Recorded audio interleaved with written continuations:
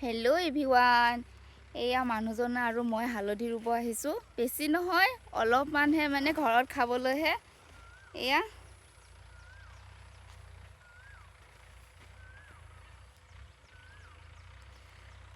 ঘৰত আহিলে এনেই বহি থাকিবলৈ আমনি পায়, সেইকাৰণে কামত লগাইছোঁ, হালধি ৰুব দিছোঁ।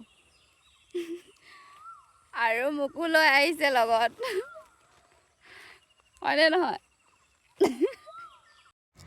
হালধিখিনি ওপৰত এনেদৰে মাটি জাপি দি থৈ গৈছে।